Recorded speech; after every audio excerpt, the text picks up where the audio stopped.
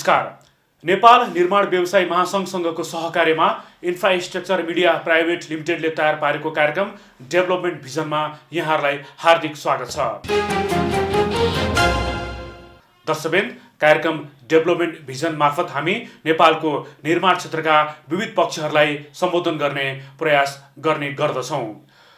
कार्यक्रम डेभलपमेन्ट भिजनको सुरुवातमा यी राष्ट्रिय प्रसङ्गहरू।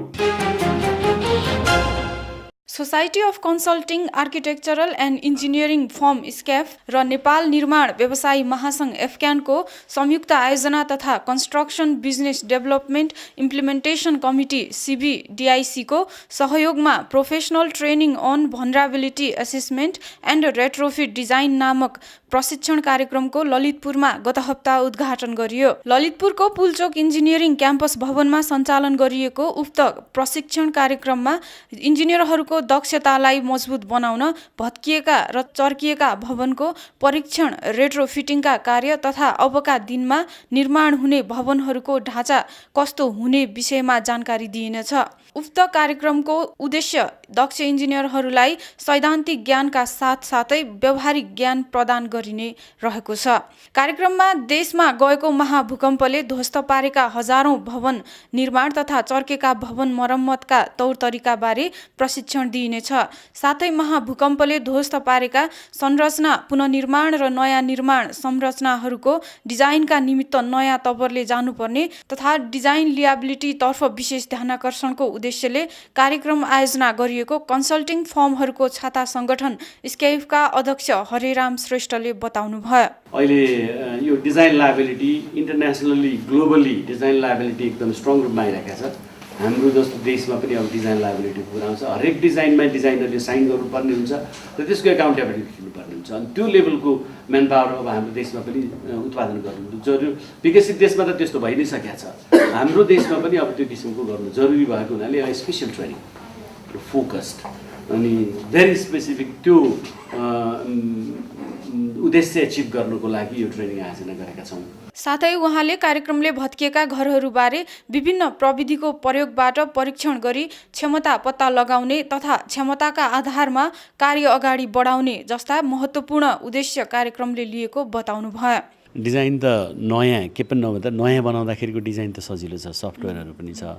अहिले हामीले गर्न लागेको चाहिँ जुन हाम्रो ड्यामेज भएको घरहरू छ, क्र्याक भएको छ, घर एक्जिस्टिङ छ, तर कतिपय मान्छेहरूलाई मेरो घर क्र्याक आयो, अब यसले कति धान्छ, अब यत्रै भूकम्प आयो भने धान्छ कि धाँदैन, योभन्दा ठुलो आयो भने लड्ने पो हो कि भन्ने सबैलाई छ। अब सबभन्दा मुख्य कुरो हाम्रो यो भूकम्पलाईबाट बाँचेको घरहरू जुन अलिकति हल्लिएछ के छ त्यसको क्यापासिटी कति छ भनेर जाँच्ने सबभन्दा इम्पोर्टेन्ट कुरा त्यो भयो। महाभूकम्प पश्चात भत्किएका संरचनाका लागि यस्ता कार्यक्रमले प्राविधिक रूपमा आत्मनिर्भर बनाउने विश्वास लिएको निर्माण व्यवसायी महासंघका कार्यवाहक अध्यक्ष विष्णु बुढाथोकीले बताउनुभयो। वास्तवमा निर्माण व्यवसायीहरू र यहाँहरू हामी सहकार्य गरेर अहिलेसम्म आउनुपर्ने र अझ राज्यलाई चाहिँ भनौँ न यो निर्माण सम्बन्धित प्राविधिक क्षेत्रमा चाहिँ आत्मनिर्भर बनाउने काममा आजको यो कार्यक्रमले चाहिँ अझ हामीलाई सफलता दिनेछ। कार्यान्वयन समिति CBDIC का अध्यक्ष निर्माण कार्कीले कार्यक्रममा बोल्दै सोही क्षेत्रका विज्ञहरूले दक्षता सहित कार्य गर्दा समग्र राष्ट्रलाई नै फाइदा हुने बताउनुभयो। यो क्षेत्रमा काम गर्ने विज्ञहरू भएदेखि त्यसले काम गरेर समग्र राष्ट्रलाई फाइदा पुग्नेछ र यस्तो प्रकारको विज्ञताले हामीलाई सबैलाई स्क्याफलाई, एफक्यानलाई, हाम्रो कार्यान्वयन समिति यो सबैलाई भएपछि सरकारलाई पनि हुनेछ र सरकारको तर्फबाट यस्तो कार्यक्रममा अझ सहयोग गरिरहने प्लस थप निकट भविष्यमा पनि यो र यो प्रकारका अरू कार्यक्रमहरू भएमा हामी सहयोगका हातहरू बढाइरहनेछौँ। करिब 25 जना प्रशिक्षार्थीहरूको सहभागिता रहेको उक्त प्रशिक्षण कार्यक्रम 5 दिनसम्म सञ्चालन गरिनेछ। नेपाल निर्माण सामग्री व्यापार सङ्घ काठमाडौँले चौथो राष्ट्रिय कर दिवस 2072 का अवसरमा शनिबार राजधानीमा विभिन्न कार्यक्रम आयोजना गरी मनाएको छ। उक्त कार्यक्रममा नेपाल निर्माण सामग्री व्यापार सङ्घका अध्यक्ष श्री कृष्ण रिजाल लगायत सङ्घमा आबद्ध हार्डवेयर व्यापारी तथा करदाता कार्यालय चाबहिलका विभिन्न पदाधिकारीहरूको सहभागिता रहेको थियो। दिवसका अवसरमा शान्ति पदयात्रा, रक्तदान तथा कर सम्बन्धी जानकारी हेतु करदाता शिक्षा तथा अन्तर्क्रिया कार्यक्रम आयोजना गरेको थियो। सङ्घ र करदाता कार्यालयका पदाधिकारीहरूले समृद्ध राष्ट्र निर्माण, फराकिलो कर आधार, करदाता मैत्री एवं सुदृढका प्रणाली पूर्वाधार भन्ने मैत्रीपूर्ण नारा लगाउँदै शान्ति पदयात्रा गरेका थिए। साथै सहभागी व्यवसायीहरूले रक्तदान कार्यक्रम पनि गरेका थिए। सोही अवसरमा निर्माण सामग्री विक्रेताहरूलाई कर सम्बन्धी जानकारी हेतु करदाता शिक्षा तथा अन्तर्क्रिया कार्यक्रमको पनि आयोजना गरिएको थियो। कर कार्यालय मूल्य अभिवृद्धि कर, कर तिर्ने तरिका तथा भुलचुक वा लापरवाह किसिमले राज्यलाई कर छलेमा के कति शुल्क जरिवाना तिर्नुपर्ने सरकारी प्रावधानबारे जानकारी प्रदान गरिएको थियो। अन्तर्क्रिया कार्यक्रममा व्यापारीहरूलाई भूकम्प र नाकाबन्दीका कारण पर्न गएको समस्या र निकासका बारेमा चर्चा गरिएको थियो। शनिबार बिहानै पदयात्राबाट सुरु गरेको उक्त कार्यक्रम विभिन्न जानकारीमूलक तथा मैत्रीपूर्ण क्रियाकलाप गरी दिनभरि मनाएको थियो। Society of consulting architectural and engineering firm स्केफले आफ्नो स्थापनाको 25औं रजत जयन्ती समारोह शुक्रबार राजधानीमा भव्यताका साथ मनाएको छ। नेपालमा परामर्शदाता संस्थाका रूपमा पहिलो पटक सन् 1990मा नेपाल भित्रिएको स्क्याफले देशको पूर्वाधार विकास निर्माणका कार्यमा निजी तथा सरकारी निकायहरूसँग सहकार्य गर्दै आइरहेको छ। साना, मध्यम र ठूला फर्म आबद्ध रहेको स्क्याफले निर्माण क्षेत्रमा विभिन्न खाले सर्वेक्षण गर्दै आइरहेको छ। कार्यक्रममा स्केपका अध्यक्ष हरेराम श्रेष्ठले परामर्शदाता संस्थाको स्थापना र यसका उद्देश्यहरू बारे प्रकाश पार्नु भएको थियो। सबभन्दा पहिला अमेरिकामा यो टेक्निकल सर्भिसेस दिनको लागि आर्थर डी लिटल भन्नेले 1890 मा एउटा कम्पनी खोल्यो। Probably that is the first consulting technical consulting company in the world. त्यसपछि उसको पछि उसले चाहिँ म्यानेजमेन्ट इन्जिनियरिङ भनेर फेरि म्यानेजमेन्ट थपेर कम्पनी सुरु गर्यो। द्याट वाज इन 1890, 1890 मा।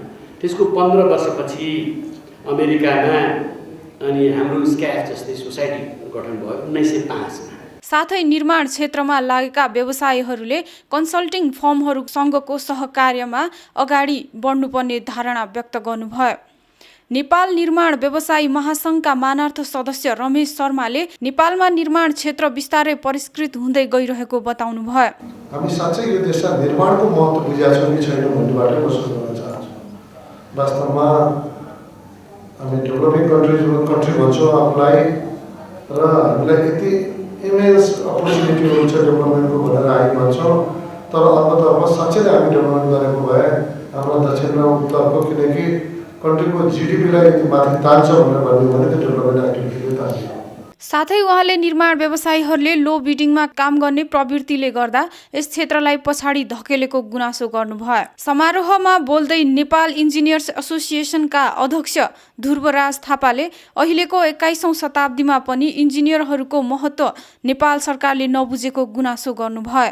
साथै उहाँले कन्सल्टिङ क्षेत्रले व्यक्तिगत रूपमा वृद्धि गर्न नसकेको सर्वविदित समस्यालाई सबै व्यावसायिक संस्थाले एकजुट भएर समाधान गर्नुपर्ने सुझाव पनि दिनुभयो। मलाई के लाग्छ भने अब बेला आएको छ, हामी टेक्नोक्राट्सहरूले, इन्जिनियरहरूले, साइन्टिस्टहरूले चाहिँ नि एक ठाउँमा बसेर नेपालको ओभरअल डेभलपमेन्ट किन भइरहेको छैन,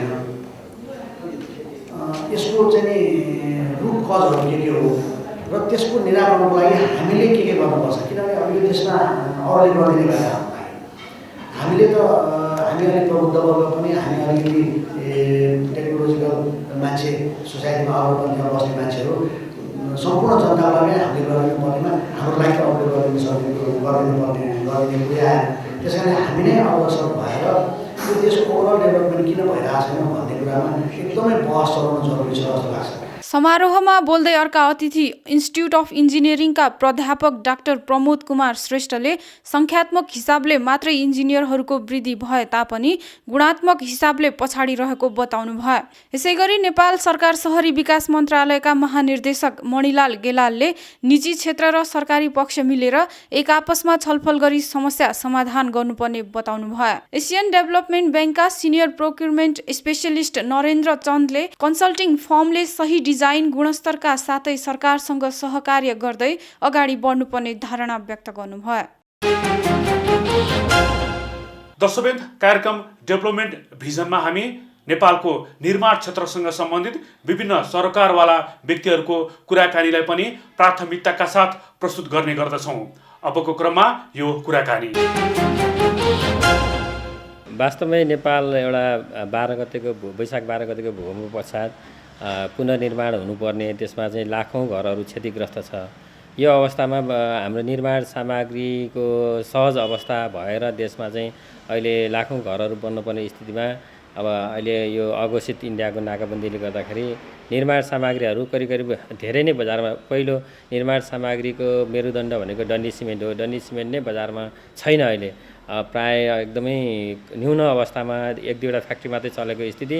त्यसमा पनि अब रेटमा जुन बजार भाउ चाहिँ अहिले अलि उच्च भएको, बजार भाउ वृद्धि हुनुमा पनि जुन गाडी भाडा अहिले हामीले एक ट्रक सामान जाँदाखेरि पहिला नर्मलमा चाहिँ 17,000 तिर्थ्यौँ भने आज हामी 35-40 हजार रुपियाँ एक ट्रक सिमेन्टमा, त्यो कारणले रेट बढेको छ। फ्याक्ट्रीको पनि केही हदसम्म चाहिँ 100 रुपियाँ जति रेट बढाउनु भएको छ फ्याक्ट्रीवालाहरूले। त्यस हिसाबले अब अहिले चाहिँ मान्छेहरूले तत्काल निर्माण सामग्री खरिद गरेर घर बनाइहाल्ने स्थिति पनि छैन। अब सामान धेरै भन्नु, अब अहिले हाम्रो मेन स्रोत भनेको इन्डिया नै हो। चाहे अरू जुन देशबाट आए तापनि कलकत्ता पोर्ट भएर आउनुपर्ने हुनाले गर्दा तेस्रो मुलुकबाट आयात हुने सामान पनि इन्डियाकै बाट भएर आउनुपर्ने र इन्डियाको सामान पनि इन्डियाबाटै आउने भएको हुनाले धेरै नेपालमा भएको फ्याक्ट्रीहरू चाहिँ अहिले र मेटेरियल नभएर बन्द भएको स्थिति छ। मैले त विगतको समय के भन्ने गर्थेँ भने नेपाल भाग्यमानी देश हो, त्यसमा पनि हामी यो निर्माण सामग्री विक्रेता जो हुनुहुन्छ उहाँहरू भाग्यमानी नै हुन्छ, किनभने अधिकांश 80% सामान चाहिँ नेपाली उत्पादन हामी बिक्री गर्थ्यौँ विगत समय भने। आज त्यो उद्योगहरू करिब वैशाख 12 को भूकम्प पछाडिबाट चल्न सकेको स्थिति छैन।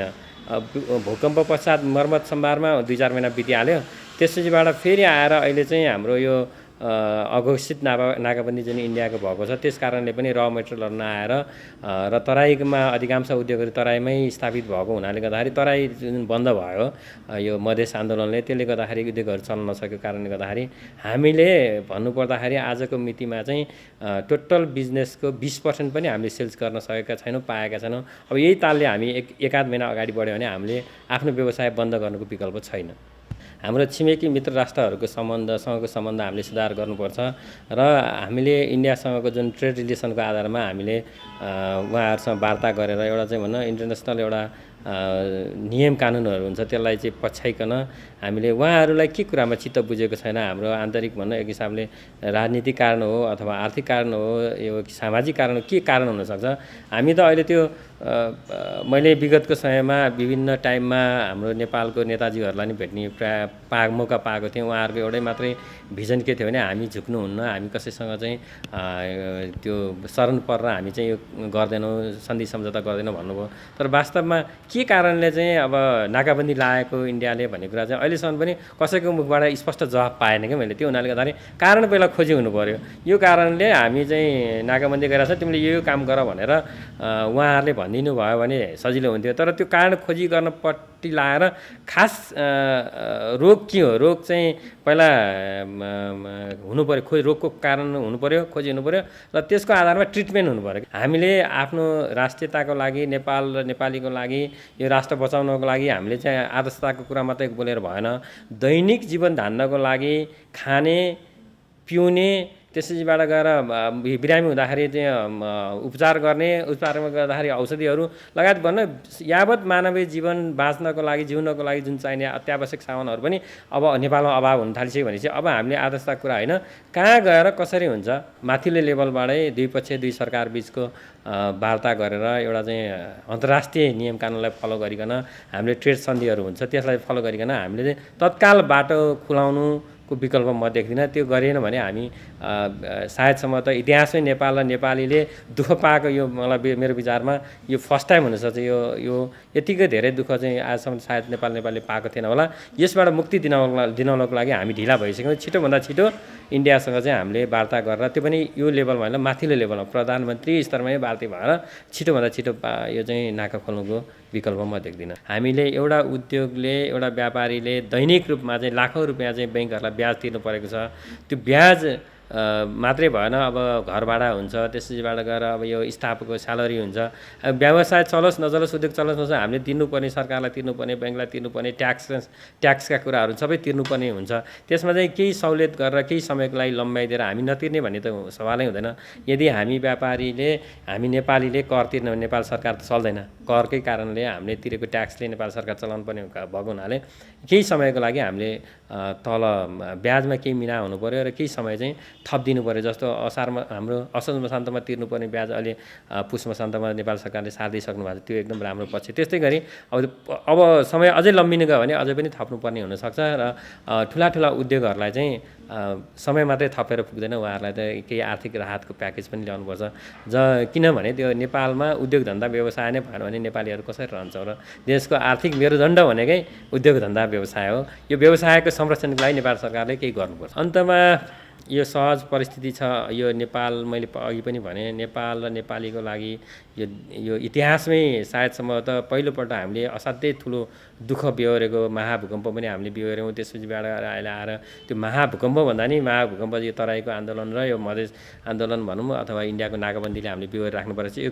यो जटिल परिस्थितिमा हामी सबैले धैर्य धारण गरेर यो देश बचाउनको लागि, यो राष्ट्रियताको लागि, यो देशको एउटा सुरक्षाको लागि हामी एकजुट भएर चाहे तराईमा बस्ने नेपाली हुन्, चाहे पहाडमा बस्ने, चाहे हिमालमा बस्ने नेपाली हुन्, सबैजनाले यदि मानवता सोचेर हामी सबै नेपाली दाजुभाइ यो राष्ट्रको लागि हामीले केही गर्नुपर्छ भन्ने सम्झेर लाग्यौँ भनेदेखिबाट तराईमा जुन आन्दोलन भइरहेछ त्यसलाई पनि अहिले चाहिँ उहाँहरूले छ नि, विगत समयमा पनि धेरै ठुल्ठुला आन्दोलनहरू भए होइन, त्यो आन्दोलनलाई पनि हामीले चाहिँ चिर्न सफल भयो। अब अहिलेको स्थितिमा पनि हामीले आन्दोलनको रूप चाहिँ परिवर्तन गरेर नाका खुल्ने र नेपाली एउटा असहज परिस्थिति छ अहिले चाहिँ मानवता नै नभएको कता हामीलाई चाहिँ अब मधेसको मान्छे देख्यो भने कता अब कस्तो रिस उठ्ने जस्तो स्थिति भइसक्यो। किनभने यहाँ भूकम्पले एकदमै असहज भइरहेको बेलामा उहाँहरूले फेरि नाकाबन्दी थपिदिनु भयो। अब इन्डियाले भन्छ तिमीहरूको मधेसको आन्दोलनले गर्दाखेरि यो हो, हाम्रो केही समस्या छैन, तिमीहरूको आन्तरिक समस्या मिलाऊ भनिसकेपछि उहाँहरूले बुझिदिनु पऱ्यो। अब यहाँ चाहिँ हिमालमा बस्ने मान्छेहरूको घर छैन, घर सबै भत्केको छ, सामान लैजाउँ, ढुवानी गर्ने साधन छैन, गएर घर बनाउन कसैले गएर सबै सहयोग गर्ने यो स्थिति पनि रहेन। त्यो हिसाबले गर्दाखेरि म चाहिँ के भन्छु भने सबै नेपालीहरू यदि नेपाल हो, नेपाल चाहिन्छ, नेपाल रहे मात्रै हामी रहन्छौँ भन्ने भावना हो भने आन्दोलनको रूप परिवर्तन गरौँ। नेपाल सरकारले पनि हुनसक्ने र गर्न सक्ने जायज मागहरूलाई तत्काल पुरा गरेर यो बाटो खुलाउनेतिर लागौँ। यसैमा हामी सबै नेपालीहरूको कल्याण हुन्छ जस्तो लाग्छ। दर्शकवृन्द, नेपालको निर्माण जगतमा विभिन्न कम्पनीहरू अस्तित्वमा रहेका छन्। त्यस्ता कम्पनीहरूको विगत, वर्तमान र भविष्यलाई समेट्दै हामीले कम्पनी प्रोफाइल समेत तयार पार्ने गरेका छौँ। कार्यक्रमको अबको प्रस्तुतिमा यो कम्पनी प्रोफाइल।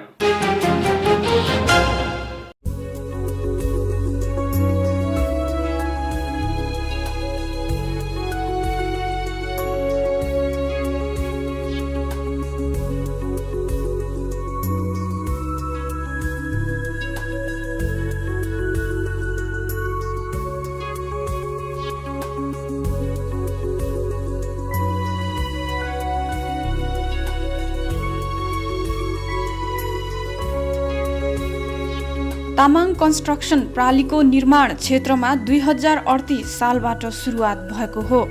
संस्थापक प्रताप सिंह तामाङले स्थापना गर्नुभएको यो निर्माण कम्पनी नेपालका अग्रज निर्माण कम्पनीहरूमा पर्दछ।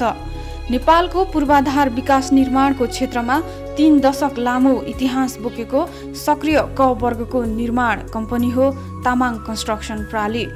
पिता प्रताप सिंह तामाङले सानो व्यक्तिगत कार्यबाट सुरु गरेको निर्माण कम्पनीले अहिले एक ठूलो व्यक्तिगत कर्पोरेट कार्यालयको रूप लिइसकेको छ।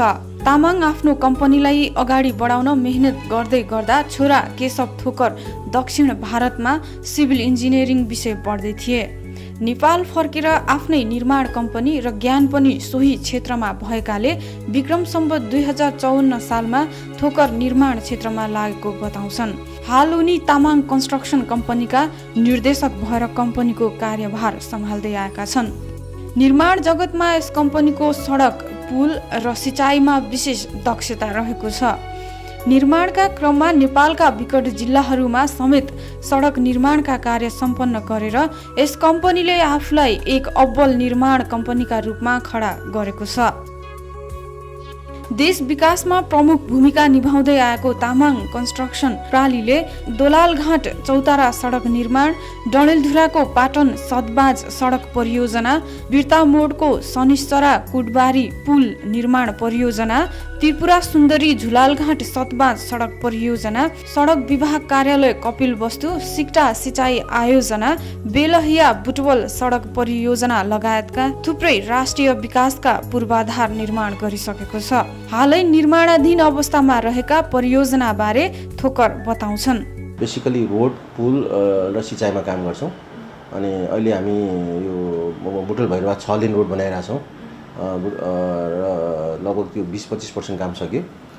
त्यस्तै ओखलढुङ्गामा रोड बनाइरहेछौँ। अनि काठमाडौँको लैनचौरमा पनि हामी काम गरिरहेछौँ। यो पेप्सी खोला लैनचौरमा चाहिँ यो त्यो फुटपाथ हिँड्ने जुन चाहिँ यो कङ्क्रिटको ब्लकहरू राखिरहेको छौँ नि, त्यो हामीले गरिरहेछौँ। अनि त्यसपछि आएर यो पेप्सी खोलामा पिचको काम गर्दैछौँ। यो कामहरू भइरहेछ अहिले। निर्माण क्षेत्रमा सफलता पाउनका निमित्त दक्ष जनशक्तिको उचित व्यवस्थापन र परिचालन गर्नुका साथसाथै गुणस्तरीयतालाई प्राथमिकता दिनुपर्ने उहाँको धारणा छ। करिब 100 जना दक्ष जनशक्ति कार्यरत यस कम्पनीमा 70 भन्दा बढी प्राविधिकहरू नै छन्। निर्माण कार्यका लागि आवश्यक सम्पूर्ण अत्याधुनिक उपकरण कम्पनीसँग भएको थोकर बताउँछन्। जति पनि संसारमा भइरहेछ रोडको लागि, बिल्डिङको लागि हामी सबै त्यो हामीसँग आफ्नै छ। सबै हाम्रो आफ्नै इक्विपमेन्टहरू छ र हामी त्यही इक्विपमेन्टहरू नै प्रयोग गरेर लेटेस्ट टेक्नोलोजी अनुसार कम पैसामा धेरै काम गर्ने गरिरहेछौँ। यो मोर एफिसिएन्टली काम गरिरहेछौँ हामी अहिले। कम्पनीमा कार्यरत दक्ष जनशक्तिलाई आफ्नो सफलताको महत्त्वपूर्ण पक्ष मान्दै आएका थोकर कर्मचारीहरूलाई पूर्ण विश्वास गर्ने बताउँछन्। कम्पनी चाहिँ यो अटो पाइलट जस्तो राखिदिएको छौँ कि सबै स्टाफले गर्ने हो। हामी खालि टाइममा हेर्न जाने मात्रै हो। त्यही भएर सबै स्टाफको भरमा हामी त्यो म्यानेजमेन्ट गरिदिन्छौँ होइन। यो गर्ने रेस्पोन्सिबिलिटी दिन्छौँ। उनीहरूलाई इभन चेक काट्ने पनि अधिकार दिन्छौँ कि हामी। अनि त्यो हिसाबले त्यसरी कम्पनी चलाइरहेको छौँ। महाभूकम्प पश्चात निर्माण क्षेत्रमा अन्य क्षेत्रभन्दा धेरै सम्भावना भएकाले सरकारी तवरबाट मात्रै निर्माणका कार्य समयमा नहुने भएकाले विदेशी संस्थाहरूसँगको सहकार्यमा जाने भावी योजना रहेको थोकर बताउँछन्। हामीले चाहिँ लास्ट इयर पनि नेपाल इन्फ्रास्ट्रक्चर समिट गऱ्यौँ र यो विदेशीहरूलाई पनि नेपालमा आएर अब यो सरकारी पैसामा मात्रै प्रोजेक्ट गर्दाखेरि देशको उन्नति नहुने हुनाले हामीले चाहिँ विदेशबाट पनि विदेशीमा यो PPP मोडलमा कन्ट्र्याक्ट गर्ने भनेर 2-3 वटा प्रोजेक्टहरू हामी अध्ययन गरिरहेछौँ। कामको दौरानमा आफूले साहसिक तवरले निर्माण जिम्मा लिएको कार्य समयमै सम्पन्न गरेको मिठो अनुभव थोकर यसरी सुनाउँछन्। हामीले त्यो जनयुद्धमा माओवादीसँग गएर टेबल टक गरेर उनीहरूसँग स्वीकृति लिएर त्यो प्रोजेक्ट गऱ्यौँ र त्यति मात्रै गरेन कि त्यो ठाउँमा त्यो पाटन भन्ने ठाउँ छ बैतडीमा, त्यहाँ लगभग 150-200 वटा घर थियो। एउटा सबै घर खाली थियो। जब हामीले प्रोजेक्ट गर्दै गयो त्यसपछि त्यहाँ सबै मान्छे बिस्तारै बस्न आउन थाल्यो। अब अहिले पाटन अलि त्यो जिल्लाको सबभन्दा चल्तीको ठाउँ पनि भएको छ। समय समयमा मुलुकमा आइपर्ने राजनैतिक समस्याले निर्माण क्षेत्रमा निरन्तर सक्रिय भई काम गर्नु चुनौती नै हो। यस्ता समस्याहरूसँग जुझ्दै देशको भौतिक समृद्धिमा निरन्तर खटिरहेका यस्ता निर्माण व्यवसायीहरूलाई हाम्रो सलाम छ।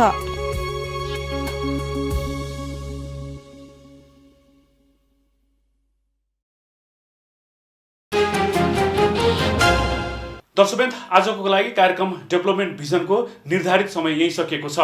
कार्यक्रमको बारेमा कुनै जिज्ञासा तथा सुझाव भएमा हामीलाई हाम्रो इमेल ठेगाना infrastructuremedia.nepal@gmail.com मार्फत यहाँहरूले सम्पर्क गर्न सक्नुहुनेछ। अर्को साता यही समयमा कार्यक्रम डेभलपमेन्ट भिजन लिएर पुनः उपस्थित हुने नै छौँ। तबसम्मको लागि कार्यक्रम उत्पादनमा संलग्न सबै टिमसँगै म निर्मल अर्याल पनि बिदा माग्छु। नमस्कार।